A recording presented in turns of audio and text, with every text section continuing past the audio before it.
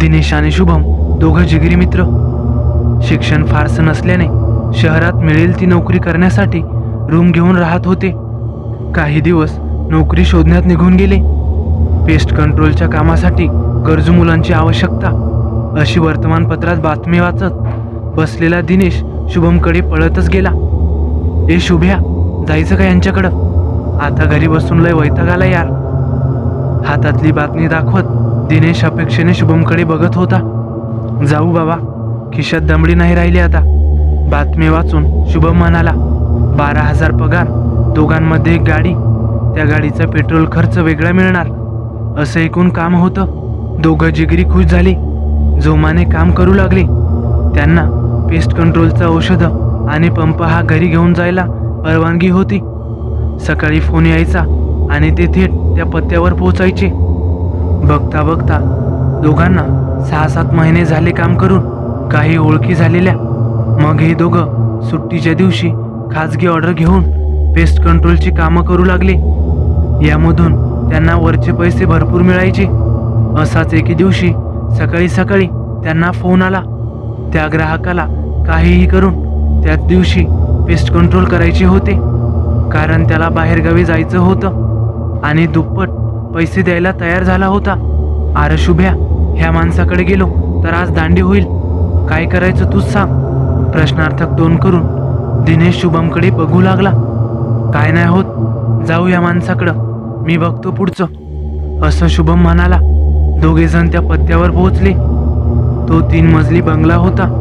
तळमजला, पहिला मजला आणि त्यावरती टेरेस होते, पण ते पूर्णपणे झाकलेले होते व तिथे देखील काही सामान होते.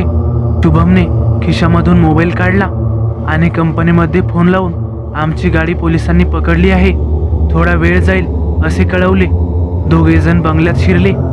तिथे एक वयस्कर माणूस होता, सोफ्यावर बसलेला. एकूण तळमजल्यावर जास्त सामान होते. त्या दोघांना त्या माणसाने पाणी वगैरे दिले व तुम्ही तुमचं काम सुरू करू शकता असं सांगितलं. शुभम आणि दिनेशने पंप आणि औषधं तयार करायला सुरुवात केली. इतक्यात दारातून एक मुलगी पळत पळत घरात आली. बाबा पोलीस, बाबा पोलीस, बघा केवढी मोठी बंदूक आहे. ओ काका, आम्हाला नका मारू ना, असं जोरजोरात ओरडू लागली आणि त्या माणसाच्या पाठीमागे जाऊन त्याला घट्ट बिलगून एका डोळ्याने ह्यांच्याकडे बघू लागली. सानू बाळा, हे दादा पोलीस नाहीत, आपल्या घरात झुरळ झालीत ना, त्यांचं औषध मारायला आलेले आहेत, घाबरू नको त्यांना, असं म्हणत त्या माणसाने तिची समजूत काढली. एकंदरीत त्या मुलीचे वय 30 पेक्षा जास्त होते, त्यामुळे ती मतिमंद आहे हे एव्हाना दिनेश आणि शुभमला समजले होते. एक काम कर दिन्या, तू टेरेस पासून सुरू कर, मी तोपर्यंत पहिला मजला उरकतो, मग दोघं मिळून तळमजला बघू, तिथं लय सामान आहे, असं शुभमने दिनेशला सांगितलं व दोघे आपापल्या कामाला निघून गेले. पहिल्या मजल्यावर पोहोचताच शुभमने दरवाजा उघडला. त्या खोलीमध्ये जास्त सामान नव्हतं. एक बेड, आतल्या बाजूला किचन होतं, पण ते पूर्णपणे रिकामं आणि गॅलरीच्या दिशेने तोंड केलेला बैठी पाळणा. पण शुभमच्या नजरेला एक गोष्ट अशी दिसली जी थोडी वेगळी होती. ती म्हणजे समोरच्या मुख्य भिंतीला एक 6 फूट उंचीचे छायाचित्र होते. एका विवाहित स्त्रीचे होते ते. हिरवी साडी, हातभर बांगड्या, गळ्यात विविध प्रकारचे दागिने, कपाळावर गोल कुंकू आणि चेहऱ्यावर स्मित हास्य. ते छायाचित्र हे थोडा वेळ बघितलं तर जिवंतच भासेल असं होतं. शुभम एकटक त्या छायाचित्राकडे बघत होता. थोड्या वेळाने तो भानावर आला आणि आपल्या कामाला सुरुवात केली.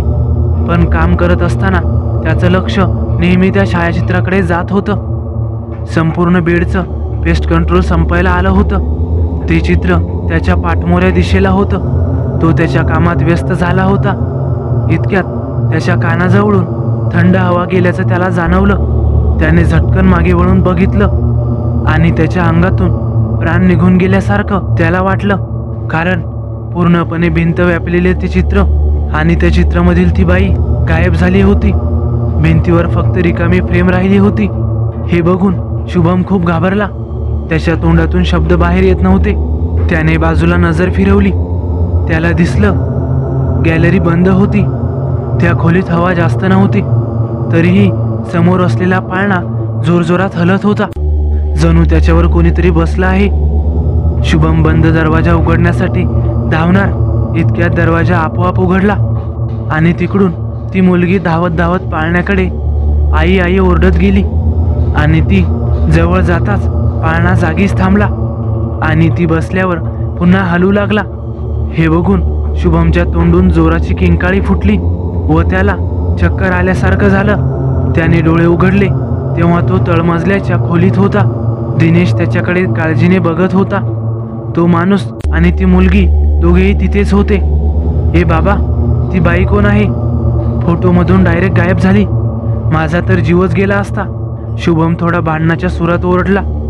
सांगतो मी, सगळं सांगतो. फक्त तू आधी शांत हो आणि थोडं पाणी पी. काही हावभाव न देता तो माणूस शून्यात बघू लागला. मी सदानंद, ही माझी मुलगी सानू. आणि वरती जो फोटो तुला वाटला तो फोटो नाही, तर प्रसिद्ध चित्रकाराने रेखाटलेलं चित्र आहे माझ्या पत्नी मालिनीचं. आमची सानू जन्मापासूनच अशी आहे, त्यामुळं आम्ही तिला खूप जपत आलोय. ही दुनिया किती वाईट असू शकते हे तिला माहीतच नाही. मालिनीचा खूप जीव आमच्या सानूवर. सानूनंतर कोणता आपत्ती तिने होऊच दिला नाही. तिची पूर्णपणे काळजी घेता यावी यासाठी 7 वर्षांपूर्वी कॅन्सरसोबत लढता लढता माझी मालू स्वर्गवासी झाली. पण करणार काय हो, तिचा जीवाचा तुकडा इथं जो राहिला होता, मग तिला कसं करमेल तिकडे, असं म्हणत ते थोडे भावनिक झाले. म्हणजे नक्की काय बोलताय तुम्ही? शुभमने त्यांना प्रश्न केला. अरे, मालिनी गेल्यापासून सतत तिचे भास होऊ लागले. सानूच्या अवतीभोवती तर हमखास ती आहेच असं वाटायचं. मला सगळं समजून गेलं, म्हणून तिचा पाळणा आणि बेड वरच्या मजल्यावर ठेवून दिला आणि तिच्या स्वयंपाकघरासोबत काही छेडछाड नाही केली. सगळं वर जसंच्या तसं आहे. ती सानूच्या काळजीपोटी इथेच थांबली आहे आणि मला पण ती इथेच हवी आहे. तुम्ही जेवढं काम केलं त्यासाठी धन्यवाद. हे घ्या तुमचे ठरलेले पैसे, आपण येऊ शकता. हे ऐकून दोघांनी वेळ न दवडता पैसे घेतले आणि तिथून निघून आले. मनामध्ये सानूसाठी थोडी माया दाटून आली होती, पण झालेला प्रसंग आठवून ती माया बाहेर न काढता त्यांनी घरचा रस्ता पकडला. तर मित्रांनो, कसा वाटला तुम्हाला अनुभव? आवडल्यास नक्की लाईक करा, कमेंट करायला विसरू नका आणि आपल्या चॅनलला आतापर्यंत सबस्क्राईब केलं नसेल तर नक्कीच सबस्क्राईब करा. तर चला भेटूया पुढे अजून एका अनुभवासह. धन्यवाद.